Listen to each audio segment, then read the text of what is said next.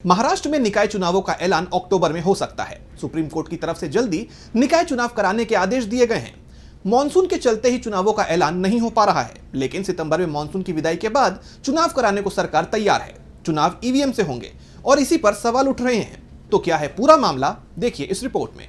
महाराष्ट्र में निकाय चुनाव को लेकर सियासत तेज हो गई है। बीजेपी जिसके नेतृत्व में राज्य में सरकार चला रही है, वो निकाय चुनाव ईवीएम के जरिए चाहती है और ये तय है कि सरकार जो फैसला करेगी, राज्य चुनाव आयोग उसी पर अमल करेंगे। जबकि इंडिया गठबंधन पहले से ही ईवीएम पर सवाल उठा रहा है और उसकी चिंता बढ़ने वाली है, क्योंकि महाराष्ट्र निकाय चुनाव जिन ईवीएम से कराए जाएंगे उसमें वीवीपैट भी नहीं होगा।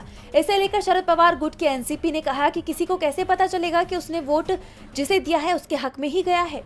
अगर राज्य चुनाव आयोग वीवीपैट की व्यवस्था नहीं कर पा रहा है तो बैलेट पेपर से ही चुनाव कराना चाहिए। इससे पारदर्शिता रहेगी और जनता का भरोसा भी चुनावी व्यवस्था में कायम होगा। एनसीपी एसपी के नेता राहुल कलाटे ने कहा, निकाय चुनाव की तैयारी अब तेजी पर है, लेकिन हम राज्य निर्वाचन आयोग से निराश हैं। उसकी ये बात झटका देने वाली है कि वीवीपैट मशीनों की कमी है। इससे साफ है कि आयोग नहीं चाहता है कि पारदर्शी तरीके से चुनाव हो। ऐसी स्थिति में धांधली होने का भी डर रहेगा। शरद पवार गुट की इस मांग की वोटिंग बैलेट पेपर से हो, इसका समर्थन शिवसेना यूबीटी की तरफ से भी किया गया है। एनसीपी एसपी और शिवसेना यूबीटी का कहना है कि बिना वीवीपैट के चुनाव की कोई विश्वसनीयता नहीं रहेगी। डीबी लाइव की रिपोर्ट।